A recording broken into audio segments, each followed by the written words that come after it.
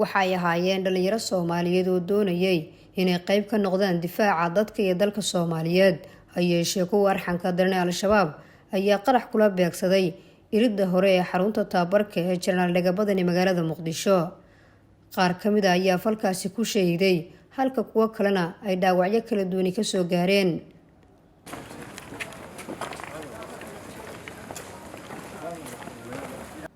Ra'iisul Wasaaraha Xukuumadda Federaalka Soomaaliya Mudane Maxamed Xuseen Rooble ayaa booqday dhaawacyada ku waxyeeloobay qaraxaasi bahalnimo ee argagixisadu la beegsadeen dhalinyaro Soomaaliyeed oo u soo istaagay difaaca dalkooda isagoo tacsi u diray ehelada iyo qaraabada dadkii ku shahiiday weerarkaasi arxan darrada ah.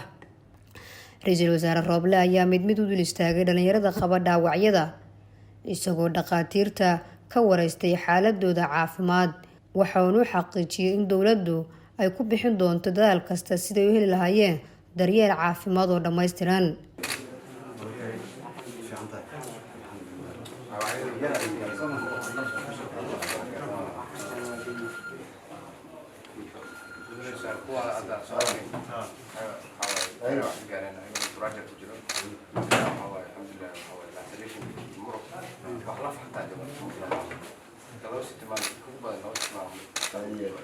dhalinyaradan ay soo gaareen dhaawacyadu ayaa u muujiyay Ra'iisul Wasaare Rooble sida ay uga go'an tahay in dalkooda iyo dadkooda ay ka difaacaan argagixisada aysan ka hor istaagi karin falkan fulinimada ah ee cadawga ay maleegeen kamira dhalinta higsigooda ciidan iyo xoreynta dalkooda.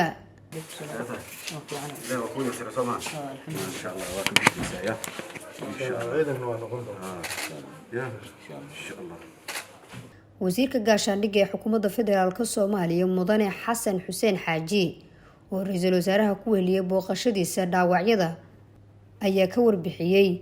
wuxuu booqasho ku tagay isbitaal Madiina isbitaalkaas oo la keenay dhalinyaro maanta argagixisada dhibaato u geystay ayagoo qoranayo oo diyaar ah in loo qoro ciidamada xoogga dalka. dhalinyaradaas hadda waxaa lagu daaweynayaa isbitaalka. Ra'iisul Wasaaraha wuxuu la hadlay maamulka isbitaalka in dhalinyaradaas la daaweeyo dawladda Soomaaliyana ay ka warhayni doonto waxaana u rajeeyay caafimaad degdeg ah waxaana Ra'iisul Wasaaraha ka tacsiyay dhalinyarada kale oo ku dhimatay argagixisadaas dhibaatada maanta ay u geysatay. waxaa noo muuqata in dhalinyarada Soomaaliyeed ay diyaar u yihiin in ciidanka laga qoro si argagixisada looga safeeyo oo looga saaro dalkooda. waxayna noo sheegeen dhalinyaradii soo dhaawacantay inay diyaar u yihiin ciidamada xoogga dalka inay ku biiraan haddii Ilaahay caafimaad degdeg siiyo. waxaana rajaynaynaa insha Allahu in la daaweeyo isbitaalka iyo maamulkana. Ra'iisul Wasaaraha wuxuu faray in dhalinyaradaas sidii ugu habboon loo daaweeyo dawladda Soomaaliyana ay garab taagan tahay. waalidiintii ay ka dhasheen dhalinyaradan ayagana waxaan leenahay intii dhimatay sabar iyo iimaan Ilaahay anaga siiyo inta kalena caafimaad degdeg Ilaahay ha siiyo.